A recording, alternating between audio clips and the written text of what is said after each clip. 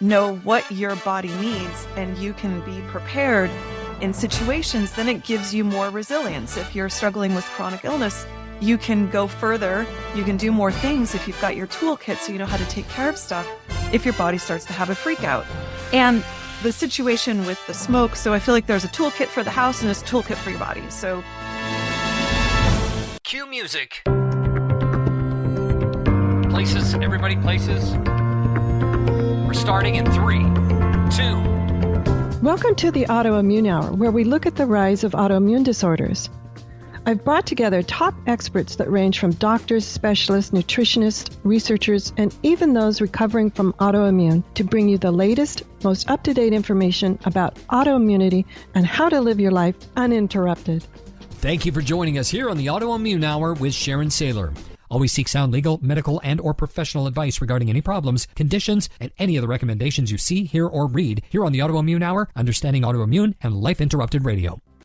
Join the Autoimmune Hour's Courage Club. Sign up now at understandingautoimmune.com. Now, back to your host, Sharon Sayler. Welcome, everyone, to the Autoimmune Hour. I'm Sharon Sayler from SharonSayler.com. And as always, it's my honor and pleasure to be with you here on another brand new episode.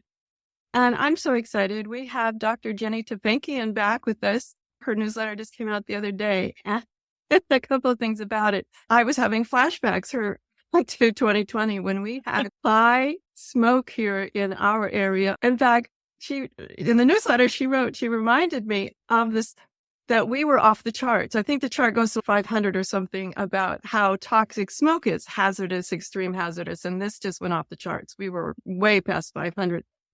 As I was reading the newsletter, I finally just said, Jenny, you got to come on the show. So welcome, Dr. Jenny. Thanks for being on the show. thank you so much. Thank you so much for having me. And at the time, back in 2020, to me, it was very localized, although the prior year, I think it was just the prior year, maybe 2 years before that, I'd had friends go through the Napa fire and actually fled for their lives. And then now we're back here. We have had some smoke, not like 2020, but then just a couple of months ago, I'm thinking about how the whole East, Midwest and East Coast was blanketed, and then poor Canada's on fire, and Brazil and Greece. And I'm just like, let's talk about Maui. Maui, absolutely. Let's talk about, I want to talk about what to do when there's smoke in your area, really bad, this kind of smoke, which is different. I know air pollution's bad, but when you get this wildfire smoke, it's pretty bad. Because your newsletter mentioned it, and it flashed me right back to it, what I'll call the PTSD of living through some of these climate events that are very different for the majority of us. Just share your story about what happened this week when we had, compared to 2020, I'll say minor, but I couldn't go out. Yeah, it was totally minor. I saw smoke coming in and my alarm started to go off. Part of me, I'm one of those planning people, and I tend to be really good at making sure everybody has snacks and water, and no matter what situation I'm in. So, of course, my planning brain kicks in terms of what are we going to do now that the smoke is coming in? But I have to say, as soon as I started to think about smoke, there was this absolute, and especially when I woke up in the morning, I saw that orange sun sky, that particular glow that happens when there's a beige background. Exactly, the beige background. It was like, oh no. What happened even on a level I wasn't even conscious of. And this is a piece that I hope we get to talk about more today, because I think we're all experiencing this, no matter if it's smoke or some other piece of climate anxiety, is that it is unconscious response. My body, just thinking about smoke, seeing the smoke, and as soon as I smelled the smoke, it triggered something that hit my limbic brain, my emotional brain, and my whole physiology began to shift. And I could tell that I was going into a stress response because I started to awfulize. I started to think, oh no, what if this gets as bad as it was in 2020? And 2020, I feel it in my body now. Of course, it was completely layered. I was already locked in to my house for the pandemic. My relief was to go outside and to take a walk multiple times a day, to look at the trees and the flowers and to admire my neighbors' gardens. Now I couldn't go outside. I'm just like, We were under a level 2 evacuation order for about a week there of the local fires. And yeah, when I read your story in your newsletter today about eco-anxiety and talking about 2020, even though, as I said, the smoke here was minor and luckily an offshore wind came and blew it out, but I do have that, oh no, awfulizing moment of here we go again. And I think why it's important to talk about this is because we had that experience in 2020. We also had the heat dome, I think, later that year, where it was the hottest place on the planet, Portland, Oregon. Who would ever thought? It was 117 degrees here. And we're seeing this everywhere now. And I think that the more that we understand how we can take care of our physical body, but also take care of that emotional and energetic body in these times, it's going to empower us. Because it's not, I hate to break it to you, but it's not going to become any easier in terms of what's happening in the environment. This is just where we're at. And I don't think that we need to freak out about it. I think that we can use our mind and our body and our smarts to do strategic things, to be prepared, to put certain things in our body, to take stuff, but also to know how to use our conscious mind to impact our physiology so that autonomic nervous system doesn't have to go on freak out. Or when it does, we can recognize it and acknowledge it and do something to soothe ourselves in this time so that we really can be of service in an emergency. Does that make sense? Absolutely. And I want to backtrack just a little bit. I know you've shared with me. So when we go into these emotional freak out modes, just talk a little bit about the body does shift. Like you had mentioned to me prior to this, as we were just chatting about how the liver is not as effective with our autonomic nervous system. So the behind the scenes nervous system, if it begins to get stuck in anxiety and freak out mode, it affects your other organs. So then you can have all sorts of cascade problems, especially if you have an autoimmune condition. Yeah, absolutely. There are many things that shift in your physiology in your body when you go into a stress response. And a lot of those stress responses are meant to protect you. It's in order so that you can run from the saber-toothed tiger.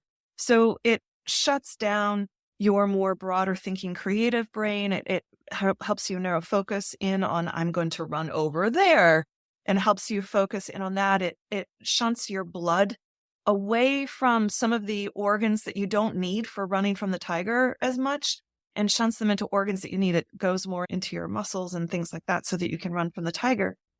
And those are some of the things that we know, that a lot of people know about it. But what a lot of people don't realize is that these stress responses are meant to be short-term. A lot of us in our chronic long-term stress. And if we have chronic long-term stress, a lot of us with chronic illness, autoimmune disease and stuff, we've experienced chronic stress prior to getting the condition. And then the condition adds on a layer of stress. And then if you add on an additional acute stress of, smoke onto that body, it begins to do a couple things in a very deep layer. And I'll just talk about 3 of them because there's so many that do them. But one is what you're talking about is the detox pathways to your liver literally don't work as well. You're not able to process the toxins from the smoke, the heavy metals in your body, the plastics from the thing that you heated up the other day, the takeout that you got in that plastic container that got a little bit too soft. Your body's not able to break those down as well when you're in that stress response, which is fine if the stress response is 20 minutes or a couple hours. But if it's weeks and days and months, it begins to really impact how toxic your body is. And that can have a cascading effect as well. The limbic brain is wired to protect us, and it's always surveying your surroundings. Is it safe? Is it dangerous? Is it safe? Is it dangerous? Again, those of us that have experienced any kind of autoimmune chronic disease, we're already more wired for danger than people who aren't experiencing that. And that probably set the body up to be more susceptible to getting autoimmune. And it makes it so that the body, once you have the autoimmune condition, it triggers the brain to feel less safe because you don't feel as good in your body. This limbic brain, when you are in that autonomic nervous response, it's like going, oh yeah, okay, I'm getting more reasons why I shouldn't feel safe. And it's gathering that data and it's using this as a trauma experience. And it's really making a very clear picture, which is what happened to you and I in 2020 with smoke, is that we made a very clear picture. This is really dangerous. This is really scary. We feel powerless. It doesn't feel good in our body and we don't know what's going on. We don't feel like we can do anything. And so you and I this last weekend both felt that same thing, even though the air quality wasn't that bad and it only lasted a few days. Our body at some point didn't understand that it really wasn't that kind of a condition. And that's what happens when you're in that stress response. It's like your brain is taking a picture and picking up all the feelings and the picture of that image and storing it. So should you be in that dangerous situation again, you will recognize it and be able to get out of that dangerous situation. But I was catastrophizing this last weekend. I'm looking and I'm reading, okay, I think it got up to 180 on the scale, and I'm pretty sure the scale goes somewhere around 500. And I know in 2020, it was like 800 here in the Portland metro area. Right. I remember the news saying the most polluted place right now in the world, Portland, Oregon. And I'm like, holy cow, we're known for eco-friendly, and now we're the most polluted place in the world. Yes. So my brain's still stuck on that, although I did learn some things from that. And I was in the process of moving, and my catastrophe brain did go overboard in a way, because I got a whole house filter plus air filters in every room. So I'm probably one of the most filtered houses in the neighborhood. But then again, when it happened this weekend, yes, my brain's, oh no, I can't go outside. I can't do my walk, catastrophizing. But then part of me, oddly enough, was like, yes, but my house is probably still the most filtered place in town. So it was weird. Okay, I'm stuck inside right now.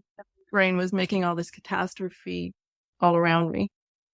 You did one of the really great things in 2020 that then built some confidence for you to handle this situation, because sounds like your brain was split this last weekend in the smoke. Part of your brain was going, oh no, I'm not safe. I'm not safe. Oh no, here it is again. And then part of your brain was going, no, wait a second, Sharon, you actually took care of this last time. You made your house safer. You got air filters in here. You know how to take care of yourself.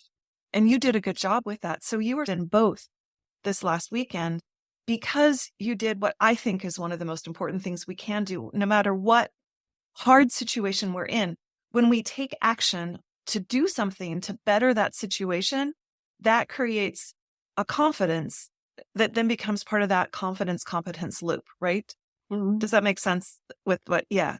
So you took action instead of just being in 2020 going, oh no, I can't do anything. I'm just going to absorb all these toxins in my body. You took action with the tools, resources that you had, and you did something about it. And I think the thing which was interesting between 2020 and now as well was in 2020, it just seemed that it kept ongoing and ongoing for several weeks. One place that I know we're heard worldwide, they might not understand. One of the things that we can do here locally, if there is a small wildfire or something going on, is escape to the coast. Mm-hmm. It's just a couple of hours away, and all of a sudden the entire community is down at the ocean side. And a lot of times now anymore, I'm noticing as the climate's changing, that's not an option. To me, a lot of the old rules are being broken about what do we do? And it seems like I'm having to put into place new understandings of what's really going on. And I'm thinking of my friends who lost everything in Napa, and I have friends, I used to live in Lahaina, and I have friends that lost everything there. It really is beyond, we've talked about our own issues and our own localized things that we were doing. For me, though, there's an overriding anxiety that's happening to my greater community as well. And that's why I wanted to talk to you about some things that we can do for our own health. And then also we'll talk about supporting other people's health. One of the things that I always like to have things to do. That's Jenny knows. That's the give me something to do. At least I'll feel like making progress, even if it's a snail's pace. And in the newsletter, you were writing about, you mentioned air filters. Mm-hmm. You also mentioned a few other things that people can have in their toolbox. First, talk about your toolbox, because you are a great proponent of Dr. Jenny's toolbox. So introduce them to the idea of a toolbox, and then we'll talk about some of the things that we can put in there for not only when it's real eco-anxiety, like it's real happening like smoke, or if it's left over from a previous trauma. Toolbox is what it sounds like. It's a toolkit. I know when I used to bike, my dad could take part of a bike and put a bike back together. And so we always had bike tools. And when I got my first 10-speed, I had this little toolkit so that I could, if I was riding my bike, I could fix a little thing if something came off when I was riding my bike. And I always liked that sense of empowerment that I can ride further and farther and be independent and get myself back. It's before we had cell phones. And I honestly feel like it's the same thing with your health. The more that you know what your body needs and you can be prepared in situations, then it gives you more resilience. If you're struggling with chronic illness, you can go further. You can do more things if you've got your toolkit so you know how to take care of stuff if your body starts to have a freak out. And the situation with the smoke, so I feel like there's a toolkit for the house and there's a toolkit for your body. So toolkit for where you live would be air filters. I would encourage you to purchase the best one that it works with your budget, because air filters are great for filtering smoke. They're also great for filtering mycotoxins, viruses, chemical exposures. There's a lot of reasons to have an air filter in your home. And so getting one that filters 0.5 microns is really important. So there's a couple brands that I find do that better than others. So just be sure you're getting an air filter for what you want. The second is a piece of tape, because I live in an old Portland house and a lot of my windows were leaky. And I found just having tape to tape up those windows made a huge difference. Did you tape up your windows in 2020? No, I have a newer house, but I had friends that were pulling out the moving tape. Totally. Yeah. The painter's tape, the packing tape, any kind of tape to tape out those cracks. That made a massive difference in the air quality in our home. I'm glad you mentioned painter's tape, by the way. I just want to, you're right. The packing tape would probably take this. It would rip up. Yeah. Then you have another project. Yeah. Painter's tape worked really well around all of our doors and windows. And so that's what we did for that. I also want to mention about the air filters too, though. So I have, like I said, I went overboard and I have several in my home, plus the one in the furnace. But during 2020, what I did was I had friends and family that didn't have one. So I actually took some of the portable ones over to other people's homes so they could have it. But I find if you only can have the budget, it only allows for one, get one that fills perhaps one room, like maybe your master bedroom or something like that, and having a safe, secure location, even if the whole home can't be modernized or filtered. I think that's a great idea. I was going to say the same thing. I actually did the same. I shared out some of my filters with friends and with neighbors and family so that other people could have some of the fresh air. And I totally agree. It's the same thing for people who have that hot house and they have the AC in the one room. Or if, or when the power goes out, you make the one room that's warm and has light in it. Same thing. So just have a safe room and have it be the room you sleep in, because that's when you're breathing in the most air. And also have it be the room where if people experience smoke sickness, they can go into to clean up their lungs. Before I had air filters everywhere, like you, we had one air filter. And I remember there was a summer where my son was out teaching sailing. He was teaching other kids how to sail boats for summer camp. And he got really smoke sick and came home with headache, a little bit of nausea, dizzy, woozy, just felt out of it. I put him in our basement. It was the coolest place in the house. I put the air filter down there. I diffused some essential oils and I just had him stay down there for a day. And it was enough time for his lungs to just breathe in that fresher air, to breathe in those essential oils and to start cleaning out his system. Yeah, and remembering that cleaning out is really important to understand, that give yourself the best opportunity to heal and repair these onslaughts so a flare or something else doesn't incur based on building on the trauma. So just one other thing I would say for the house kit is I think diffusing essential oils can be a great thing to have on hand, because they're a really great way to reduce some of the pro-inflammatory things that happen when we have toxins that go into our lungs. And often when you're talking about toxins, we forget that the lungs are a way that we actually release toxins as well as take things in. We know that if we breathe smoke, we're taking toxins in, but also breathing fresh air is a way that the body will release toxins through the lung. Same thing happens if you have anesthesia after surgery. They have put some of that anesthesia through your lungs into your body. if you want to get that stuff out of you, as soon as you're strong enough and able post-surgery to do some really strong, deep breathing like that, just really helps get fresh air in your lungs and out. You can do the same thing if your lungs got filled with smoke. Once you're in a place with clean air, whether you go to the beach or if it's in your basement with air filter, if you get that air in there, it helps clean it out.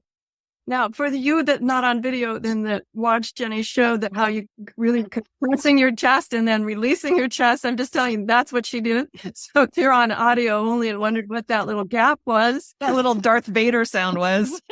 That was like some extreme deep breathing where you're breathing like 360, your whole rib cage is expanding front and back, and then pushing it out, just really like a sponge, where we got the sponge fills up and then let's wring out the sponge kind of thing. So that was nice. I like that sponge image. That was good. 2020 was an eventful year for many of us, and I got pneumonia. That's where I learned that a technique of what's the pulmonologist called the 360.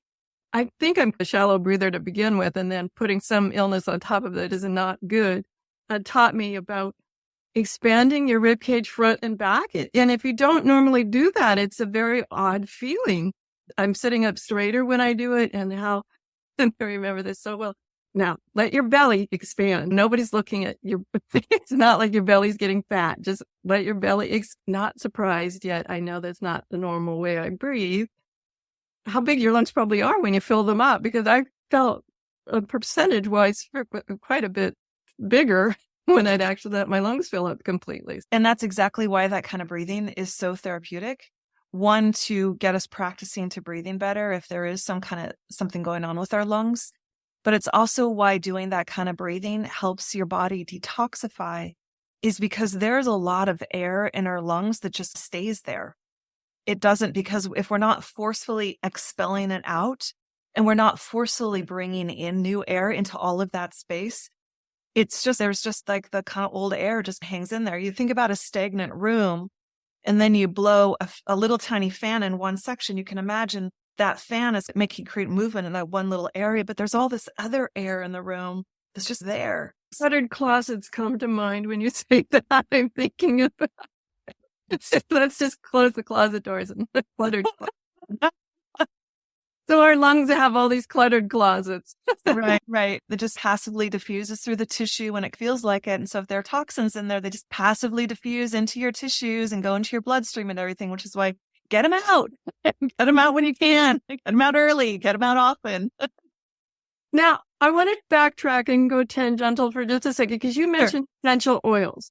Yeah, I want to put a big asterisk by that, because there are not so good essential oils, and then there are premium essential oils that you can breathe in and diffuse. And I think sometimes people think if it's got a fragrance, it's okay. And I want to say no. So your speech on essential oils and I really appreciate you saying that, because that's so true. So there are a lot of essential oil companies out there. Some of them are fantastic and some are not so great.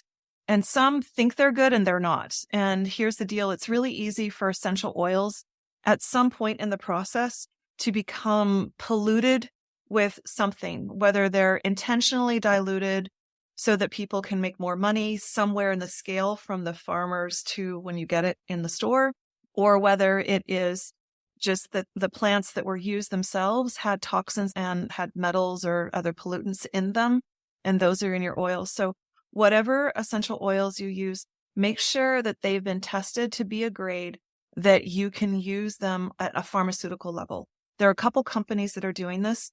Usually they tend to be some of the bigger companies that do this and test their stuff to the level where it is pharmaceutical grade, so that I feel confident using it as a physician where I'm prescribing it to patients. That's what I recommend that you use. Now, that said, I do think that there are some of the smaller companies that can't afford to do all the testing that the bigger companies do, and I probably do a good job with things. But please be sure you really know that they're good before you take them into your body, either whether you're breathing them in, whether you're putting them on your skin, or whether you're breathing them in, whether you're breathing them internally, putting them topically on your skin, or using them internally into your body, taking them in through your mouth. You need to be sure that they're super, super clean grade. Yeah, absolutely. Because I've had people, just because it has a scent, doesn't mean that it's healthy for you, okay? Yeah, and there's a thing called fragrance or perfume. And if your dish soap says perfume or fragrance, it means that it's an artificial scent. It's made from petroleum, and most of our bodies experience that as a toxicity. Oh, wow. I did not know that was the secret word for that. Okay. Perfume or fragrance. That's one of those. Perfume.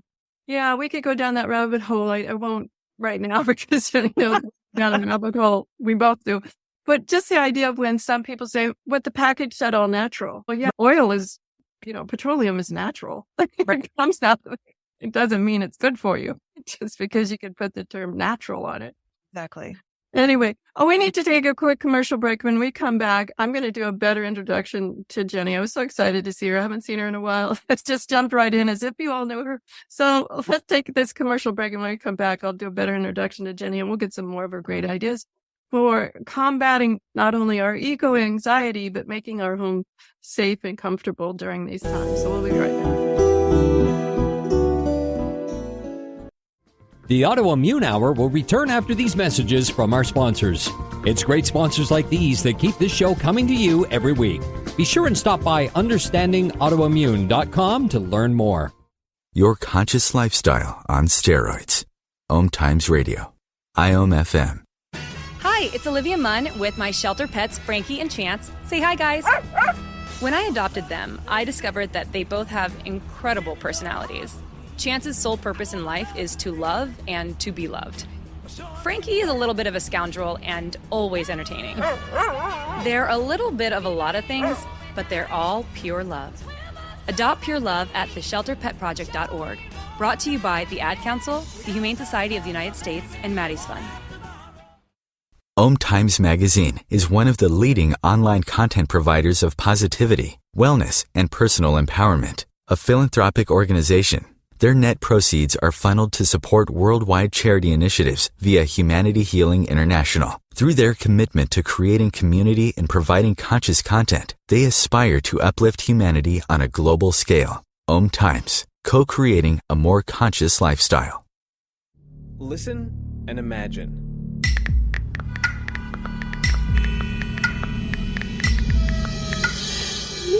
It takes 5 seconds to send a text, and for those 5 seconds, you're driving blind. Life is worth more than a text. Stay alive. Don't text and drive.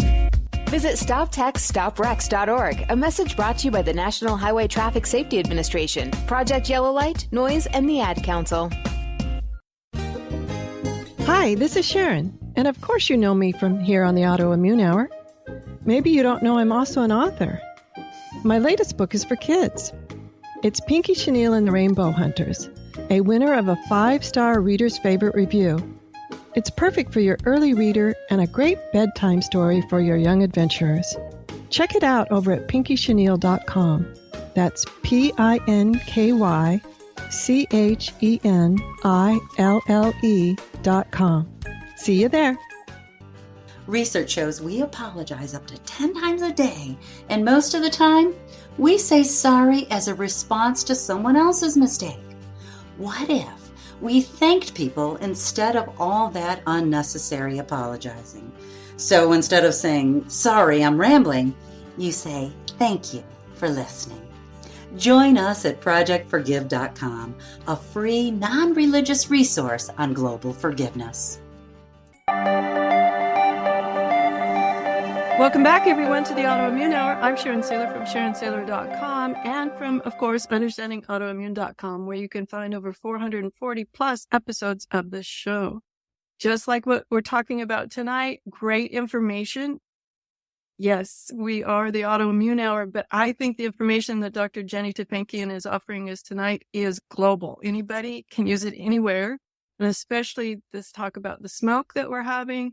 It's not just localized to our area, which sort of provoked my PTSD and interest in having Jenny on, but it seems to be worldwide. And I know I didn't give her full justice, so let me read her bio really quick because she's an awesome person. It's Dr. Jenny Tufenkian, and she's been treating chronic illness for 2 decades and has a complex chronic fatigue herself. She has really dug deep into her own wellness and her own well-being and literature and uncovering the root causes of chronic fatigue. That's what she's known for. Through her research and experience, she developed an effective system to unlock the 5 core energy drainers from going from too exhausted to functioning. And so she shares the system with her clients and as a practitioner in online programs and in person. As you've seen, she has a lot of secret superpowers, which I just love about her. She's a licensed naturopathic physician and primary doctor, and she got her training and residency at the National University of Natural Medicine. And she is really sought after, especially for people with chronic fatigue or what I'll say are like vague. They've never put a label on it. Something's really wrong. She's really able to take, one of her superpowers is to take you coming in and saying this and this, where other caretakers or physicians might roll their eyes and it's in your head. Dr. Jenny is fabulous. She takes you seriously, and she loves to jump into the research and unravel all of those vague things until they make sense. Thanks, Dr. Jenny, for being on the show. I so appreciate you. We've been friends for quite a while now, and we've been talking about the eco-anxiety and the smoke, and we talked about air filters in our home, taping the windows, and then also about essential oils. Let's shift gears a little bit. And when we're having some anxiety, and I'm going to say, if you're having an autonomic nervous response, it may not be environmental, but some of the tips and techniques you shared in the newsletter, which, by the way, everybody go to Dr. Jenny's website and sign up for her newsletter. Dr. Jenny, remind me, what is the URL? drjennytufenkian.com. And we'll have that on Understanding Autoimmune, so you can know how to spell her last name. It really spells like how it sounds. It's all phonetic, but anyway, we'll have that over at understandingautoimmune.com. Now, I was reading through the list of the things we can do for ourselves when we're having this eco-anxiety, and or maybe it's like real. Our body's saying, Sharon, there's smoke. Let me just back up and say too about your body can have anxiety to smoke that is partly from your brain thinking, oh no, here we go again, that awfulizing brain and getting triggered. And when you're in a lot of pollution, it's literally a physical response of this is no, it's like that animal that's running from the forest fire. We've all seen that deer tearing with the fire behind them. There's an animal in us that goes, this is not safe and it's just the chemoreceptors in our brain are going, no, this is not good out. And so there is this very physical protection thing. For me, I wasn't experiencing that level this past weekend, but I know that I was in 2020. It was literally a physical response to the intense amount of chemicals that we are all being exposed to. And so I just want to honor that there is that physiological piece that's very real. And for some people who have asthma or emphysema or something are dealing with pneumonia, they really do. That really is a sign that they do need to get into fresh air and maybe even drive and get into a different space. So just want to honor that. You know what's so funny? Because I started to have a flashback when you mentioned that. I took a trip abroad to one of the most polluted places in the world. I knew that, but I never internalized it till that time, where I remember after a day or two that just breathing it felt like I was chewing on aluminum foil. Oh, it was awful. And I remember one of the things they told me, and it causes flashbacks. When you go outside and have to breathe, hold water in your mouth and then you spit it out. And I'm like, you can't do that. It was impossible to hold water in your mouth for any length of time without the autonomic nervous system freezing out and everything. I'm going tangential here, but I've just had a flashback to those moments of when I spent a month in an extremely polluted environment. My body still, as you were talking about it, my body just reacted to that. So if you were in that situation now and you had to stay there, you couldn't leave, then that's a really good time to bring in those tools that we talked about. Make sure that at least your bedroom had clean air, that the windows were taped, you had the air purifier, the air filter and all that, and that oils you were breathing. Some of the other things that you can do that really helps detoxify you is water, drinking water. And I don't know about holding it in your mouth. I'm not sure about that.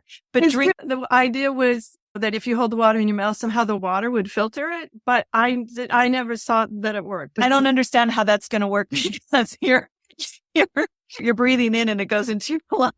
I know it makes sense, but actually it activated my autonomic nervous system. There's something about holding water in your mouth where even more than a few seconds, just holding it in there, your brain is, what are you doing, Sharon? Now I feel like I'm going to choke.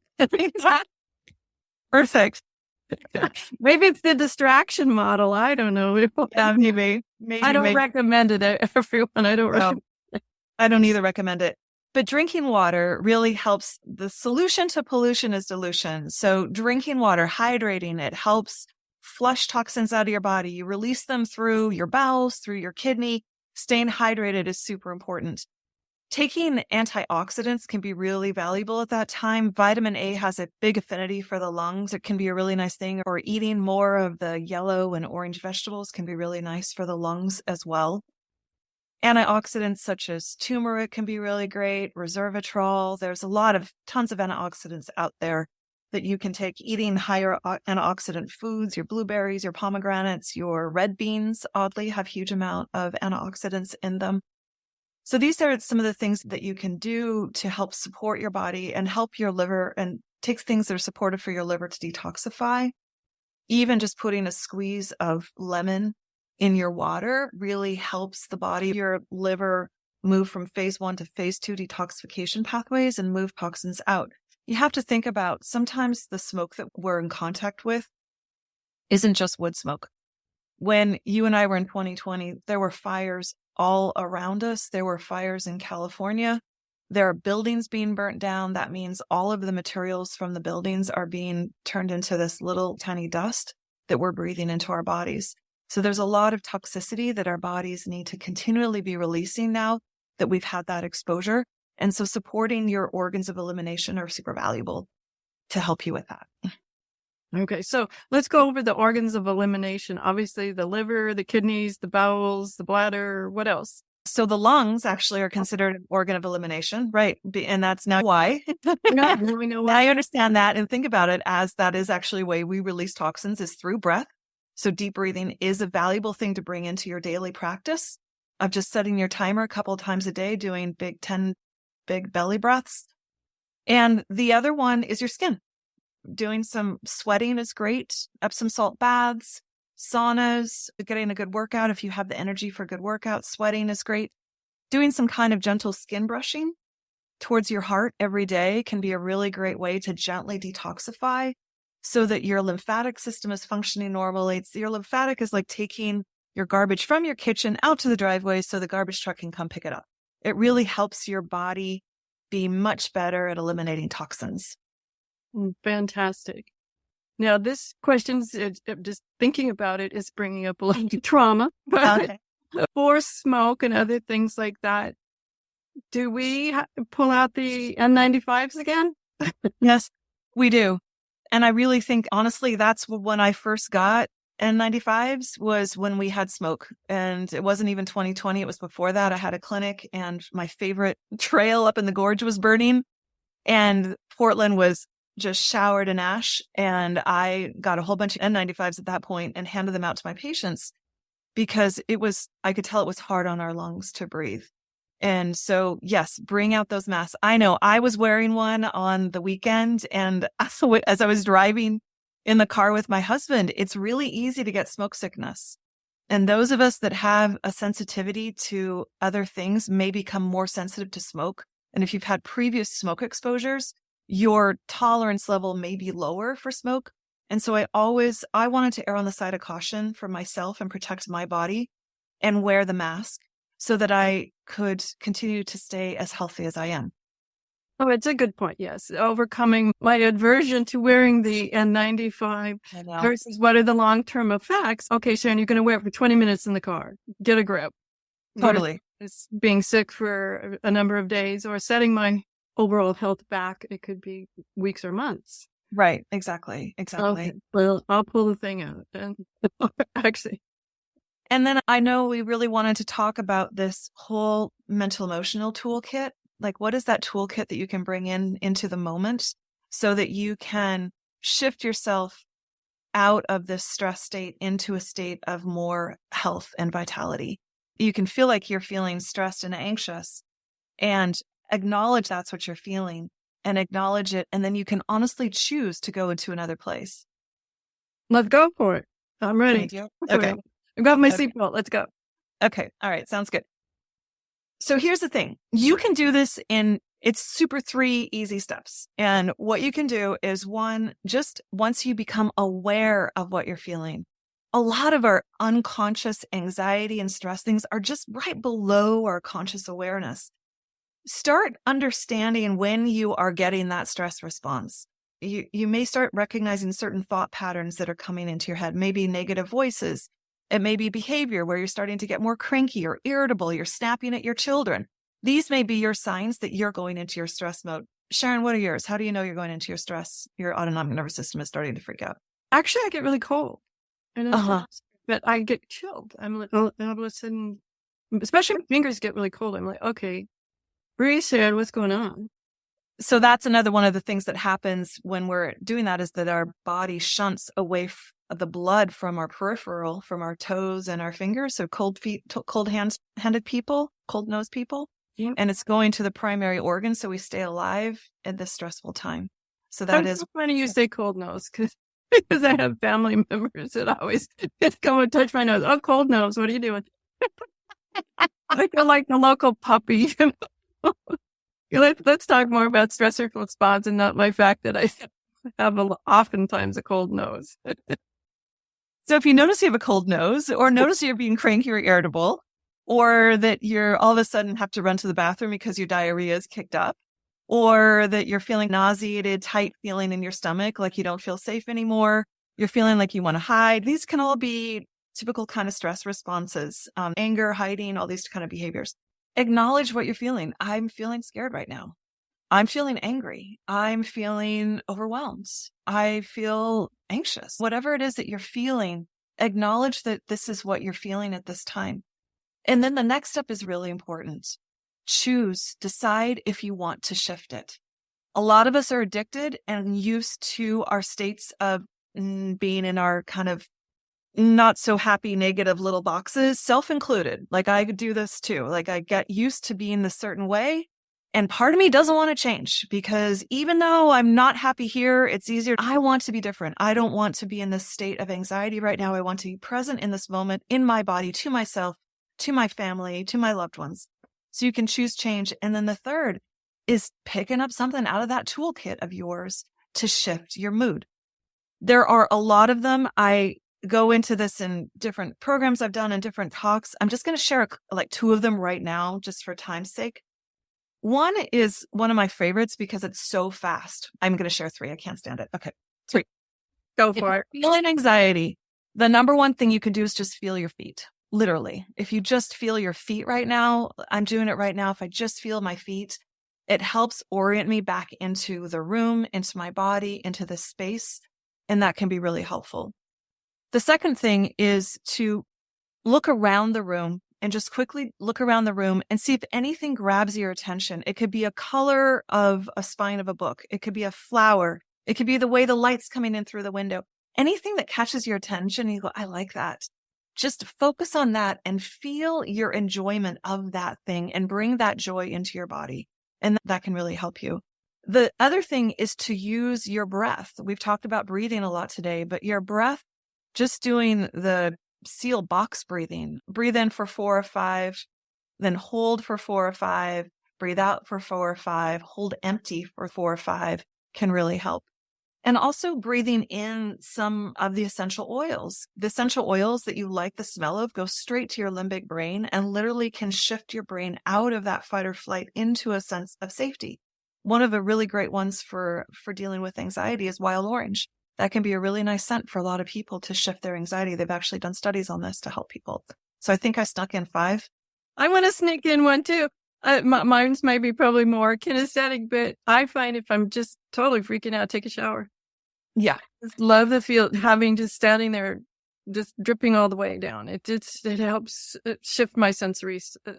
And maybe because my one reaction is I get cold, something about standing in a nice hot shower changes the temperature of my body for sure. I totally agree with that, Sharon. For people who I've had the same experience as you've had, where my autonomic nervous system has gone to a freak out point and I get really cold. It used to happen to me years ago before I figured out a lot of the stuff that I do with myself now. And sometimes the only thing I could do was to get into a hot bath. And I found getting the hot bath and warming myself up. And also I have really positive associations with hot baths in terms of just enjoying it as me time. Absolutely. Oh my gosh. As you could tell, Dr. Jenny and I could go on, but we are just not out of time. Share with us. I know you've got a lot of opportunities for people to get in touch with you, get your fantastic newsletter, as well as some free gifts, and share about your masterclass that's coming up, because I've attended those and they're awesome. I've learned so much about myself and my being and interventions before. I've told this story about before. I'm not sure people understand. It was Dr. Jenny who taught me this. One time I went to her and I was freaking out because I was having a flare. And she taught to me about, Sharon, we've been climbing this mountain together. And when we first met, you were down in this valley pretty bad. And now you're way up this mountain. You've only slipped like a step or two. You are not down in this valley. And I've always used that metaphor in my brain to remind myself. Jenny and others, plus the show and all the people, amazing people I've met, have taught me all these tools. And Jenny shared several of them today that can keep us or get us back up when we slip a little bit, but you're not back down in that valley where you started, everybody. So Jenny, tell us more about all your offerings because they're fantastic. Yeah, thank you. It warms my heart when I hear you say that is of value to you. And I just think it's such a good thing. If you were out there struggling with complex chronic fatigue, long COVID, you don't feel like you're getting the answers and what we're doing here, and you feel like you want to do some more work with me, I've got a couple of different options this fall. If that's interesting to you, you can check out on my website. I have a free webinar masterclass coming up this fall on how chronic viruses impact our energy and our immune system. And that's going to be happening. So if you're interested in that, just go to my website and check out and get onto my email list. You'll get emailed. If you're trying to figure out why is it that you're so tired, I literally took the algorithm I use in clinic of discovering root causes for people, and I turned it into a quiz so that people can go through and take that quiz, and it pops up what are some of the likely root causes for you as to why you're struggling with fatigue. And that's totally free. You can just jump on and get that quiz. The masterclass is going to be free as well. And for those of you who are interested in doing more intense one-on-one work with somebody right now, just go ahead and check out my clinic at enjoyfulhealth.com. If you're interested, you can see what I'm offering there. I'm really only bringing on a few people who are ready to work in an intense 6-month period with me. And this is telemedicine or in person. So if you're like going, oh my gosh, that's what I need, then you know it's you. Feel free to reach out. We can chat and see if it's a good match. Absolutely. And Dr. Jenny, spell your Dr. Jenny Tufenkian website too, because Enjoyful Health, I think I got that one. That's enjoyfulhealth.com. That's her clinic. But she also has her personal site, which is absolutely brimming with all sorts of great information too. So spell that one, please. Dr. Jenny, T as in Tom, U, F as in Frank, E, N as in Nancy, KIAN.com. Fantastic. And I'll have that over at understandingautoimmune.com in the show description on all the social media sites as well. So everyone, that's Dr. Jenny Tufenkian. Thanks so much for sharing with us this timely topic about what we can do to keep ourselves safe when there is an eco problem in your area, as well as what we call eco anxiety and what I'm calling eco PTSD. Because like I said, that even that minor smoke from just few days of it brought back the panic of 2020. So everyone, stay safe. Join us next week and have a great week, whatever your adventures. Enjoy. The information provided on the Autoimmune Hour, Understanding Autoimmune, and Life Interrupted Radio, including the websites understandingautoimmune.com and lifeinterruptedradio.com, plus social media, is for educational purposes only. What you read, hear, and see on the Autoimmune Hour, Understanding Autoimmune, and Life Interrupted Radio, and its websites, and other media outlets is based on experience only. The information should never be used for any legal, diagnostic, or treatment purposes. For the next few minutes, we'll be providing a guided meditation. Meditation is a positive way to help reset your day and does require specific, targeted attention and focus. Please do not drive or operate machinery during this time. As we say here, Drive when you drive and meditate when you meditate.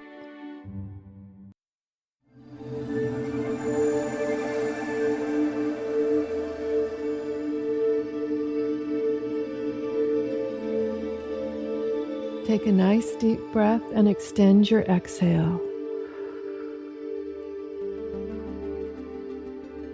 On the next deep breath, let it out with a sigh.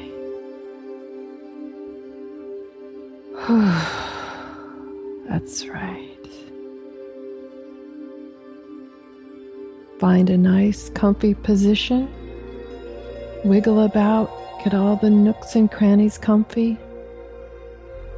Shake your fingers and wiggle your toes. And from this comfy position, go to your favorite spot. You know the place. Maybe it's real, or maybe it's only in your mind. As you continue to breathe deep and extend your exhale, savor the colors, the smells, the textures and patterns. Breathing deep. You know the spot. You've been here many times before. Take a moment. And do you notice anything different? Something you haven't seen before? Something that's changed? Something that's new?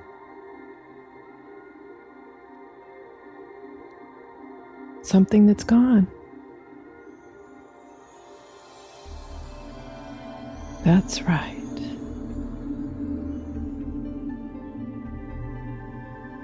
As you continue to breathe deep and extend your exhale, just notice all that changes in your favorite spot. And yet it's still familiar, still comfortable, still your favorite spot. That's right. Continue to breathe deep.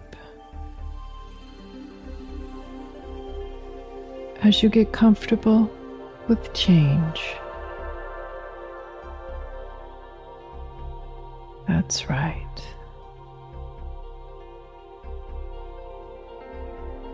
Are things continuing to change in your spot? Maybe the wind is blowing about. Colors are dancing. The smells are changing.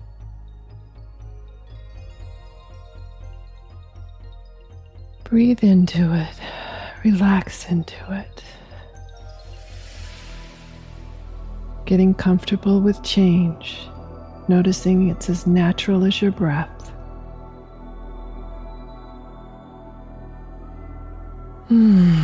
That's right.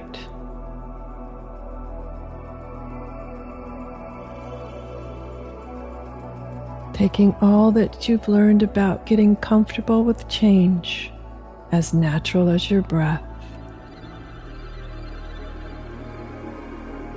Gathering up all that you've learned, all that you've thought about, with appreciation and gratitude. Bring it back to the present moment with your next breath. Alert, eyes wide open, alive and ready to begin your day again. That's right.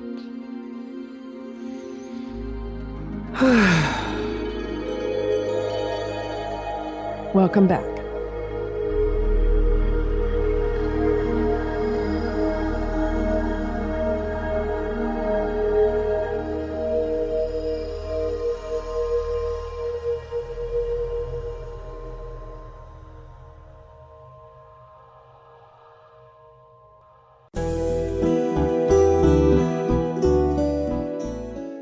Research shows we apologize up to 10 times a day, and most of the time, we say sorry as a response to someone else's mistake.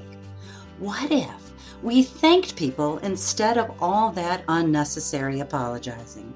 So instead of saying, sorry, I'm rambling, you say, thank you for listening. Join us at projectforgive.com, a free, non-religious resource on global forgiveness. Do you want to be a better leader, have better relationships, become more self-aware, be a better communicator? Hi, I'm Sharon Sayler, best-selling author, professional speaker, and executive coach. And my life passion is empowering professionals to be the best that they can be. After years of working with professionals, I've discovered the 7 things nobody is telling you that can cost you your clients, sales, and even your career. And I want to give it to you free. You've heard my show, you know my passion, and maybe we'll be working together sooner rather than later. So go grab this ebook now to find out the 7 things that's costing you big time over at SharonSaylor.com/radio gift. Hey, hon, what you doing with your phone? Taking pictures? No, I'm asking it questions. Like what? Hey, Bobo, do flowers have best friends? I'm sorry. I'm afraid I don't know that. Hey, follow me. I want to show you something. Look, flowers do have best friends. Whoa. Some answers can only be found in nature. Discover the unsearchable. Visit discovertheforest.org to find a trail near you. Brought to you by the United States Forest Service and the Ad Council.